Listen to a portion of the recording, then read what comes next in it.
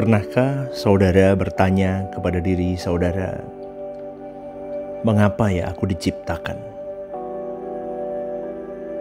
Pernahkah saudara bertanya kepada Tuhan, mengapa kau menciptakan manusia Tuhan?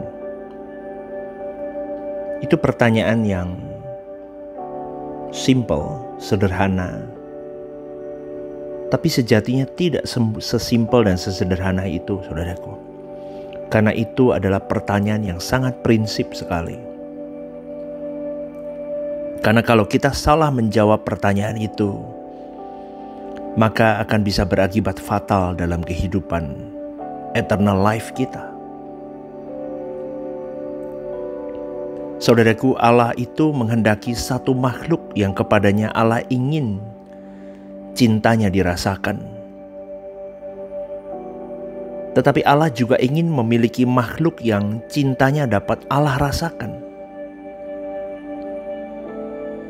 Maka makhluk ini harus memiliki kebebasan di dalam berkehendaknya, supaya Allah menemukan cinta sejati itu kepada dirinya.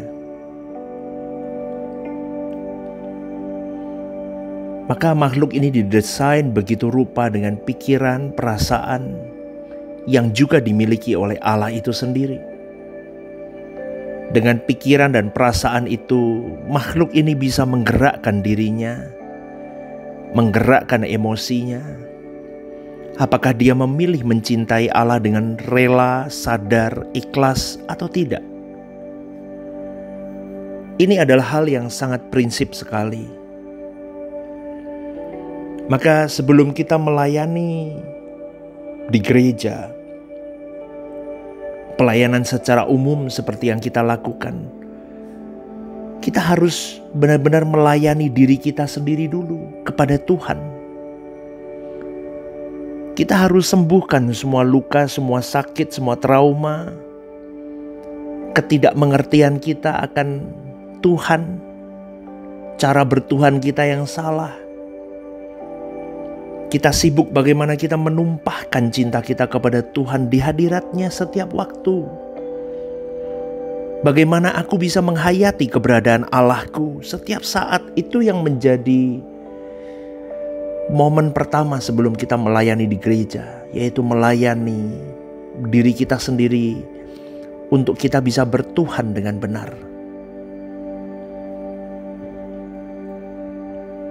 Supaya kita tidak sedang berfantasi mengenai Allah, tapi kita sedang berhadapan dengan Allah yang hidup, yang kepadanya kita sedang menumpahkan cinta kita kepada Dia.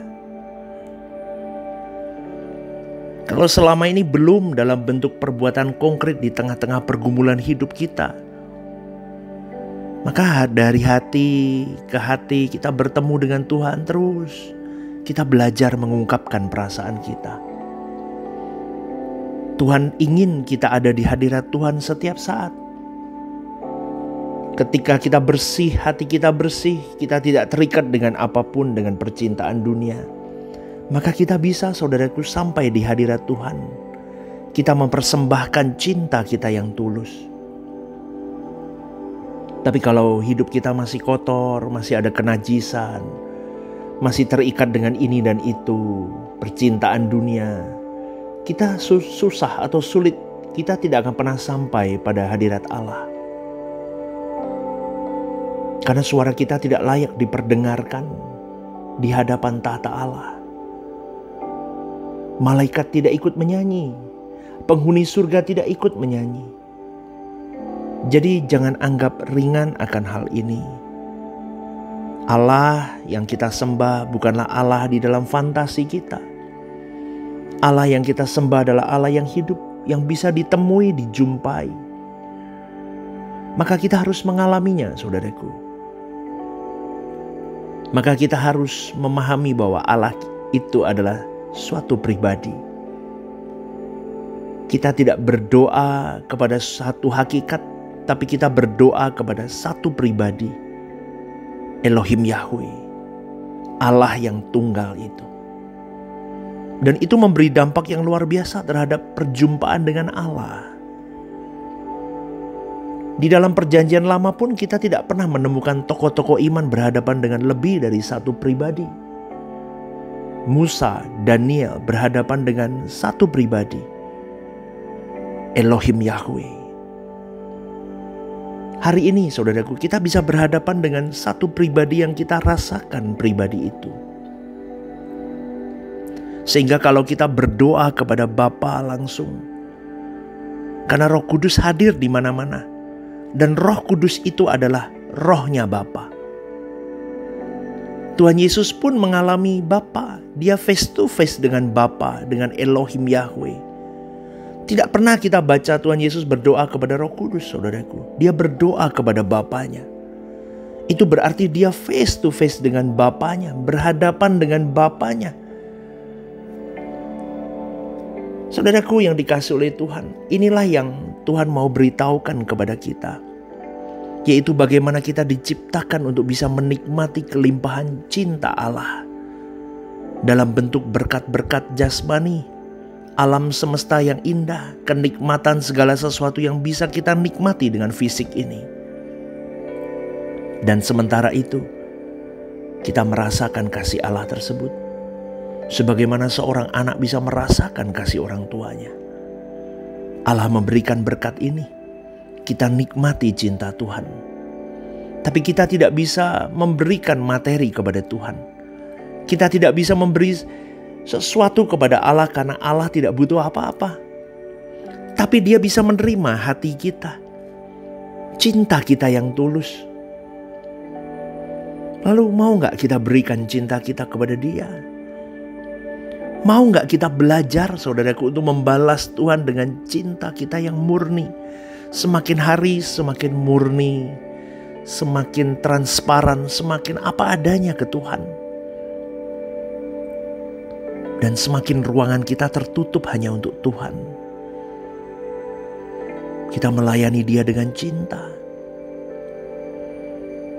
Kita bisa berkata, hanya Engkau kebutuhanku Tuhan. Hanya Engkau obsesiku. Hanya Engkau ambisiku. Kau rasakan cintaku Tuhan. Kau rasakan gelora cintaku. Berani gak saudaraku kita berkata begitu ke Tuhan? Terus kita limpahkan cinta kita, hormat kita, sembah kita kepada Dia. Selanjutnya kita tidak melukai Tuhan dengan dosa. Terus kita mengasihi orang-orang di sekitar kita, menghormati Tuhan. Itu bentuk persembahan kita kepada Dia. Betapa luar biasa.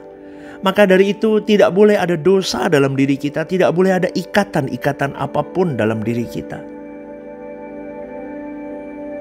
Dalam doa kita berkata, Tuhan, bawa aku melintasi semua langit sampai aku di tahta-Mu saja. Dan apapun yang Kau mau akan aku penuhi Tuhan.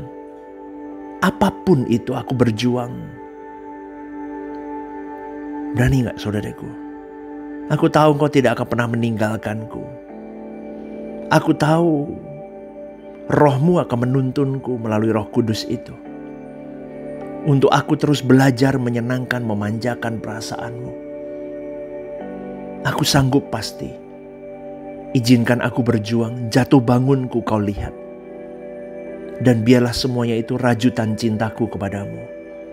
Dan biarlah setiap goresan itu Kau merasakan bahwa aku mencintai Engkau lebih dan lebih lagi. Ayo berjuang bersama saudaraku. Kita belajar untuk membalas Tuhan dengan cinta yang tulus kita kepada Dia. Renungkan ini, saya berdoa pagi hari ini. Tuhan menyertai dan memberkati hidupmu. Teruslah hidup dalam kasih Tuhan. Selamat pagi saudaraku. Tuhan memberkatimu.